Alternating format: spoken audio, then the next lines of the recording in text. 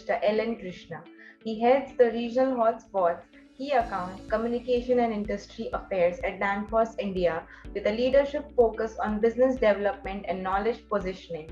He is one of the key members to support the company's continued growth in the country. He is member of the CII National Task Force on Post-Harvest Logistics and Cold Chain, CII Energy Efficiency Council, member of Mechanical Engineering Standards Committee at BIS and involved with Energy Efficiency Committees forums. Prior to corporate career, he served with Indian Navy as Lieutenant Commander. Today, Mr. Krishna will walk us through reimagining the future of refrigeration industry in India. So delegates, let's welcome Mr. Krishna. The topic that I have chosen today is, while we are talking about cold chain, if you see the headline of the topic, what I have said is the future of the refrigeration industry and reimagining the future of refrigeration industry. And I will come to the why, the what, and the how of it, and why do we have to reimagine the future of the refrigeration industry. So just to touch base upon the why of it, we have already heard from our, is the full slide visible to all of you? Yes, sir. Yes. Thank you. So when we have already heard from the three speakers earlier on the immense opportunity that is available on cold chain and how it is kind of getting a lot more focus and attention in a post-COVID scenario. Now, we all know that refrigeration definitely plays an important role in cold chain.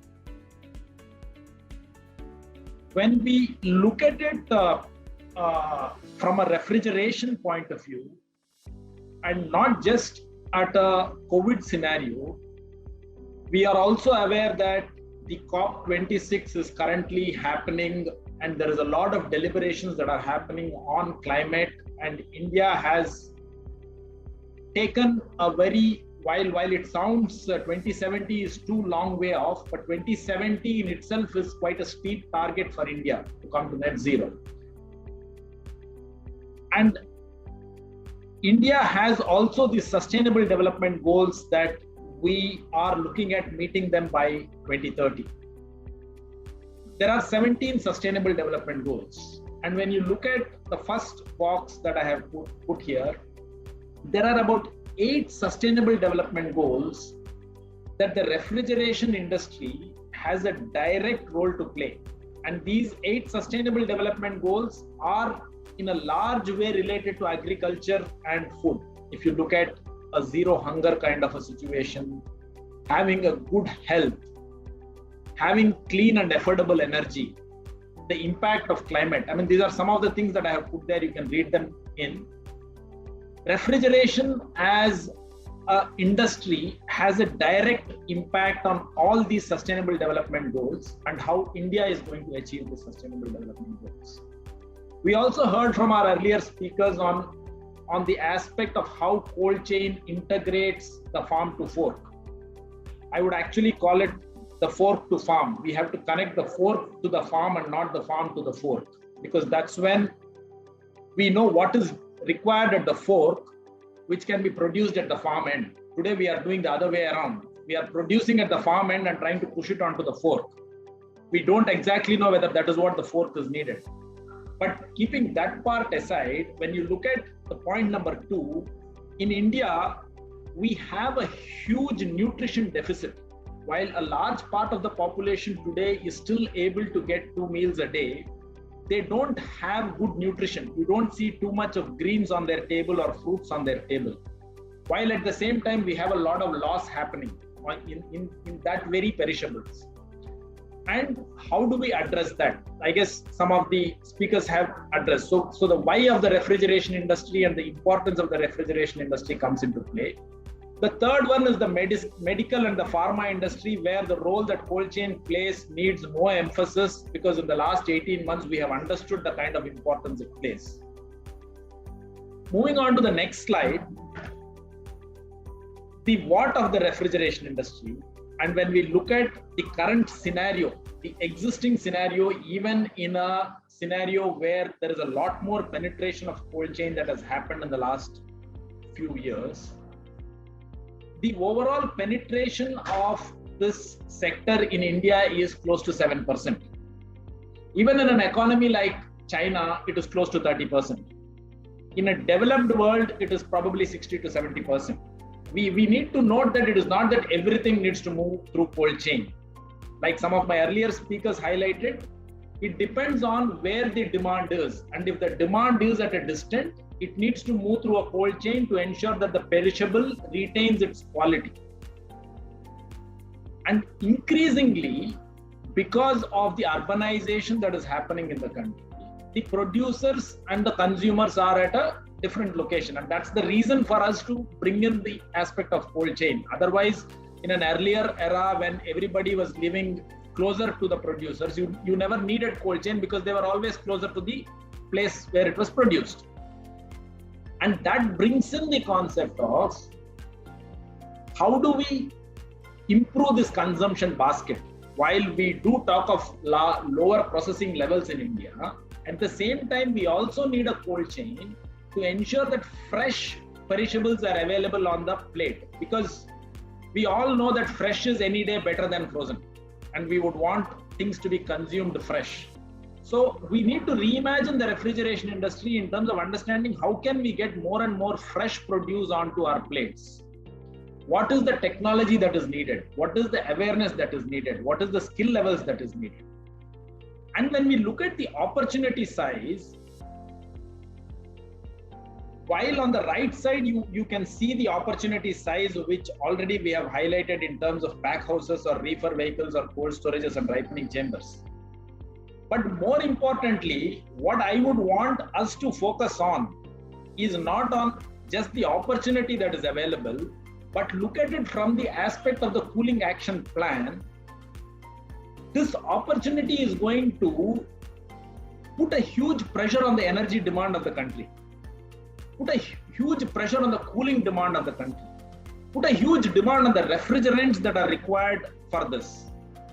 And all of these things, at the end of the day, are not good for climate because they are going to add more heat into the climate.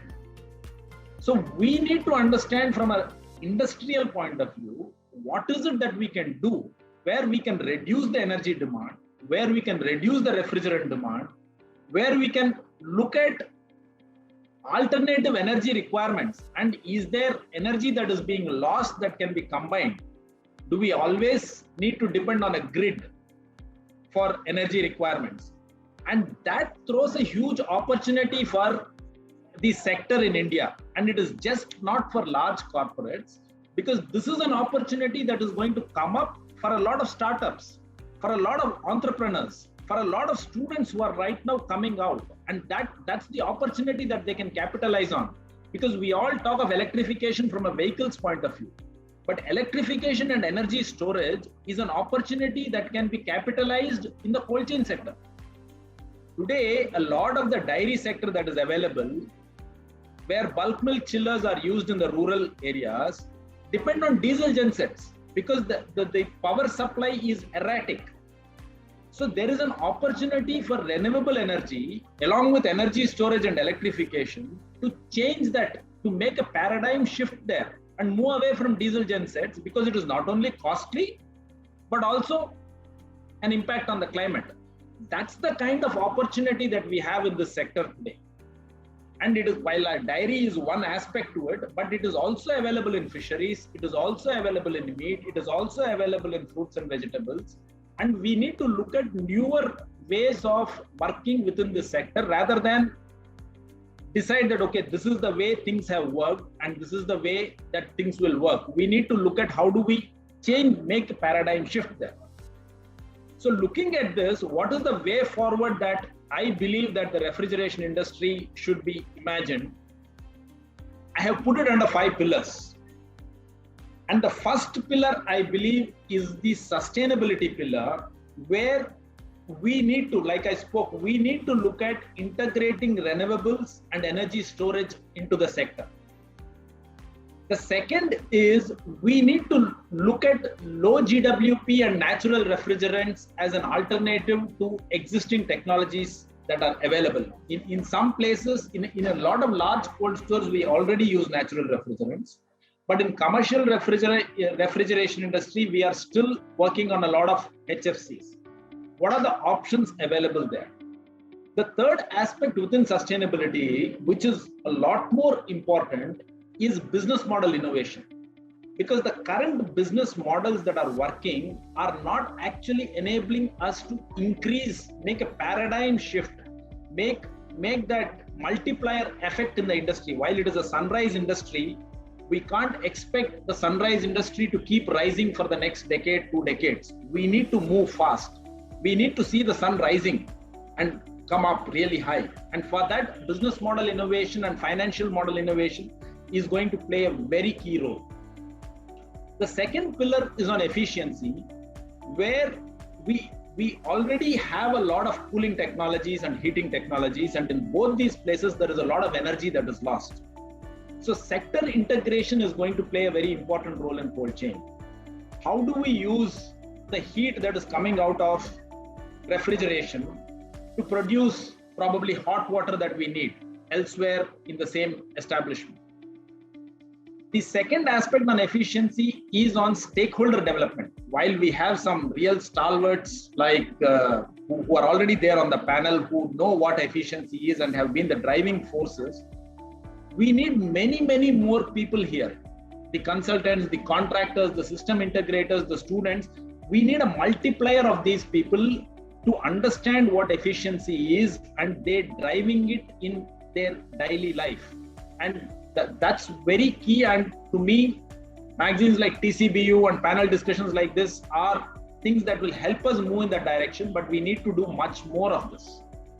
IoT and AI is definitely the way forward. We are seeing a lot more traction on this. At least as a company, I can tell you that today we need not sell these products.